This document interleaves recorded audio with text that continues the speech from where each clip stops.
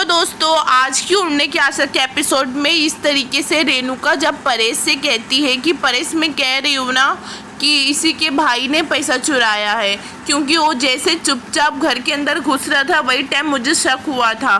तेजस बोलता है कि हाँ आई, तू बिल्कुल ठीक कह रही है, उसने ये पैसे चुराए होंगे। तो वे साइली बोलती कि तुम इतने विश्वास के साथ कैसे कह सकते हो कि उसने ये चुराया, क्या तुमने देखा था, क्या पैसे चुराते हुए तुमने देखा था?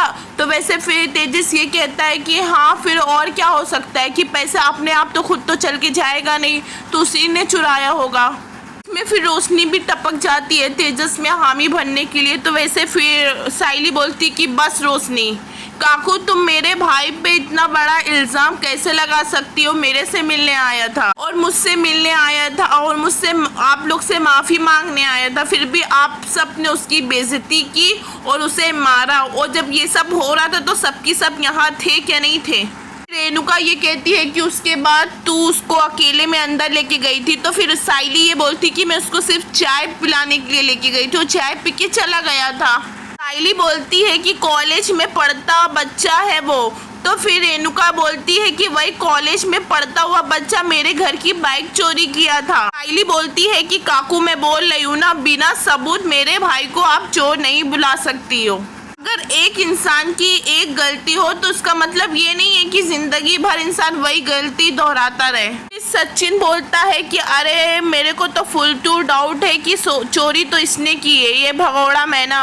ऐसे सचिन तेजस का कॉलर पकड़ लेता है, उसको मारने जाता है, बोलता है कि सच सच बोल, ये सब कांड तूने किया है ना, कि तूने घर का पैसा चुराया है ना? पैसा देख के तेरे फड़फड़ाने की आदत गई नहीं ना? तो बीच में आ जाती है रोशनी। रोशनी ये कहती है कि सचिन तुम खुद को अपने आप को क्या समझते हो कि तेजस अपने घर में पैसा चुराएगा?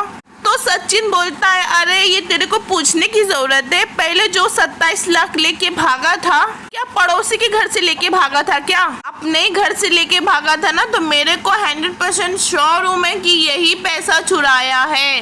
तो वैसे बाबा से अपने कहता है कि अभी इससे 27 लाख नहीं 28 लाख लेना है। तो रोशनी बोलती है तेजस अब पैसे कमाता है और लौटा देगा तुम्हारे पैसे। तो फिर सचिन ये कहता है कि लौटा देगा तो ठीक है, वरना उसके हाथ में लोटा पकड़ा के उसको घर के बाहर बैठा देंगे।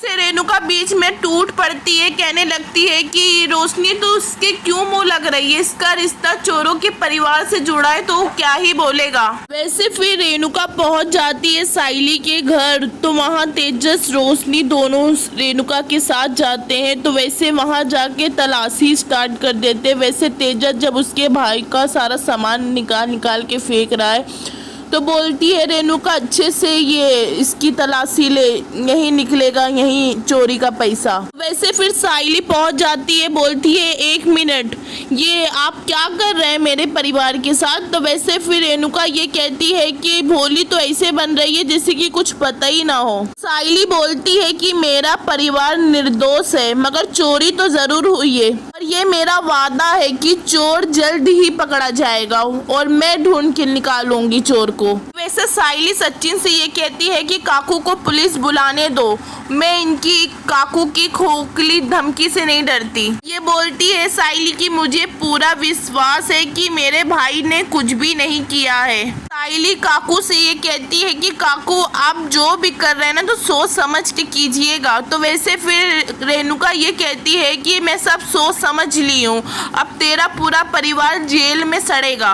अगर फिर साइली ये बोलती है रेणुका को, अगर आप ये साबित नहीं कर पाई कि मेरा भाई दोषी है तो आपको मुझसे और मेरे परिवार से सबके सामने हाथ जोड़ के माफ़ी मांगनी होगी। गाइस क्या हंगामा, क्या नया ट्विस्ट, देखते हैं कि आगे क्या होता है। कि यहीं तक की वीडियो है, आपको पसंद आई हो तो चैनल को लाइक शेयर एंड सब्सक्राइब कीजिए।